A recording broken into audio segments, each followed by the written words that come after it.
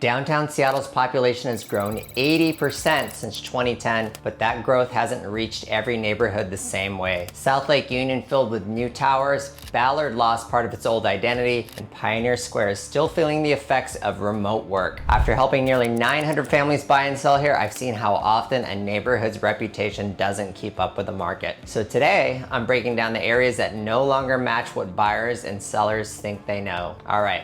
Let's start with the neighborhood that's changed the most on this list. That is South Lake Union, where cranes still line the skyline and the glass towers still look brand new. But 20 years ago, this place was mostly low buildings, warehouses, and car lots. It barely felt like part of the city. Then Amazon moved in and everything shifted. What used to be industrial land became one of the biggest corporate campuses on the West Coast, almost overnight by Seattle standards. As I said in the opening, across the broader downtown area, the resident population has grown 80% since 2010. That's one of the fastest growth rates of any urban center in the country. That has pushed downtown's estimated population above 100,000 people. Housing here has grown faster than in any other part of downtown during that time, but most of the new units are rental apartments rather than condos for sale. There are only about 6 true condo buildings in this part of the city, compared with more than 40 across downtown and Belltown combined. Then the pandemic hit, and that growth slowed down. Downtown lost an estimated 13,000 jobs in 2025 alone, with some of that work moving east toward Bellevue. Worker foot traffic downtown is still only 64% of its 2019 level. That can leave some of these new towers feeling half empty on a Tuesday afternoon. So the latest numbers put the average condo value in South Lake Union in the high 400s, which is down from a year ago. That gives buyers more room to negotiate than they had a few years ago. If you're looking at a condo here, there's also a financing change worth knowing about. Lenders are tightening some of the faster approval rules for condo buildings this year, and minimum reserve fund requirements for associations are being phased in as well. You can still buy here, but you'll want an agent who checks that fine print before you fall in love with the unit. Speaking of home values shifting like this, if you're sitting on a place anywhere in Seattle and you're wondering what it's worth right now, that's exactly what I help people figure out every day. Scan the QR code for a free home valuation tool, no cost, no obligation. My contact info is also in the description if you'd rather talk through it directly. Now let's get back to the list. While South Lake Union got a major upgrade, this neighborhood has been dealing with an identity crisis of its own. This was once a quiet fishing town filled with small, affordable starter homes. I'm talking about Ballard, where the historic Hiram M. Chittenden locks and the year-round farmers market are still two of the neighborhood's best-known features. But that history is under pressure. Developers have rebuilt parts of Market Street and 15th Ave with large mixed-use buildings, and most of the new homes are apartments, not condos for sale. By 2016, locals were so worried about losing the neighborhood's character that volunteers mapped about 8,000 historic buildings to help protect them from demolition. Median home values now sit in the mid to high 800s, and this is still one of the most competitive markets in the city. Single-family homes usually get multiple offers, and move-in ready properties can sell in a matter of weeks. Later, I'll show you a neighborhood most people overlook that has become one of the most competitive areas in the city. Now, Ballard is easy to walk, with breweries and restaurants around almost every corner. The trade-off is traffic. Market Street and 15th Ave stay busy for much of the day, and new housing is growing faster than local transit can keep up. The light rail line meant to help isn't scheduled to arrive until 2039, and if you need to get to I-5, it can take anywhere from 20 to 45 minutes. In fact, Sound Transit's board voted this year to defer funding for the northernmost stations, leaving the project without a confirmed opening date. So if you're counting on that light rail stop to raise your resale value, I plan for a longer wait. Recently, I gutted a Ballard bungalow and pulled old newspaper clippings about the Space Needle right out of the wall insulation. This shows how old some of these homes are. They're the same kind of homes being torn down to make room for new construction. All right, now let's head a few miles south to a neighborhood that changed in a very different way. Columbia City shows how one light rail station can turn a neighborhood upside down. This part of Southeast Seattle used to be one of the city's more affordable, close-knit areas with older single-family homes on bigger lots. Then the Link light rail arrived in 2009 and kicked off a wave of redevelopment that hasn't slowed down much since. Old homes on large lots keep getting bought, torn down, and replaced with modern new builds. PCC community markets and several boutique shops moved into the main strip, changing the feel of the neighborhood's business area. Median home values now top the high 700s. Recent numbers show prices cooling a bit over the past year, so the market is starting to level out. But I'll say this,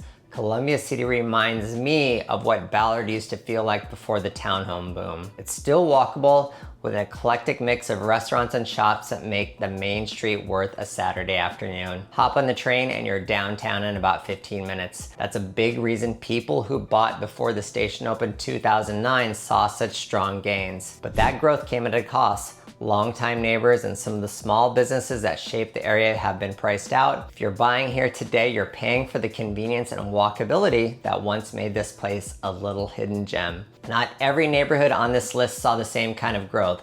One of Seattle's oldest districts went in the other direction. Of all neighborhoods on this list, Pioneer Square has had the hardest time bouncing back. It's also the oldest neighborhood around. It's known for its brick architecture, underground tours, the First Thursday Art Walk, which remains one of the city's strongest gallery traditions. Not long ago, this was also one of downtown's best nightlife areas. Then remote work hit this part of the city hard. Foot traffic dropped and many shops, galleries, and restaurants closed over the past few years. Office vacancy is still high and parts of the historic core can feel empty on a quiet weekday afternoon. But there are signs of a comeback. Waterfront redevelopment is already underway along the edge of the neighborhood, reconnecting Pioneer Square to the water for the first time in decades. The World Cup matches at nearby Lumen Field also brought more foot traffic through the area than it had seen in years. New restaurants and businesses have started opening behind it. So for investors, the outlook is starting to improve after a rough few years. Pioneer Square may not get the most attention, but it could become a strong long-term option. Now, let's head across the water to a neighborhood facing a very different kind of growth. Cross the bridge into West Seattle and it still feels like its own town. The Junction has a little Main Street energy. There's a beach scene down the hill and it's just far enough from downtown to hold on to its own identity. Alki Beach is the closest thing Seattle has to California beach culture, and it's a big reason this neighborhood has always felt separate from the rest of the city. That separation comes from its location. West Seattle sits across the Duwamish River and Elliott Bay from downtown with water on two sides. Upzoning has replaced many of the old single-story shops and small homes with mid-rise apartment buildings, especially near the Junction. Then the multi-year closure of the West Seattle Bridge forced the neighborhood to rely more on itself for a while. That helped the local business scene become more self-sufficient, and much of that independent spirit has stayed even after the bridge reopened. Stick with me because when I wrap up these neighborhoods, you'll see how they compare. As for prices, the median home price now sits in the 800s and has continued to climb over the past year. Homes are still moving fast, with many selling in under 3 weeks. Light rail expansion is still planned for the early 2030s, and that has already brought more interest to the main routes leading into the Junction. West Seattle has gone from a more accessible middle-class part of the city to a highly competitive market. The value buyers once found here has become much harder to come by. But every client I've helped move to West Seattle absolutely loves it there. Most recently, helping a client move from a Ballard townhome to a West Seattle single-family craftsman with views. So before I close out the list, there are 2 more neighborhoods worth a quick stop. Let's start with Phinney Ridge. It doesn't make many of these lists, but it deserves more attention. Near Greenwood Ave and Phinney Ave, you can walk to a long stretch of restaurants and shops. That kind of walkability can be hard to find in North Seattle. The local schools are also a major draw. Young families often focus on this area when they're house hunting, and that demand shows in how quickly homes sell. Home values here have also seen some of the strongest appreciation on this list. This neighborhood once flew under the radar. Now it's one of the most sought after parts of the region, and many people still haven't noticed the shift. The next neighborhood gets a special mention because it's barely changed at all. All right,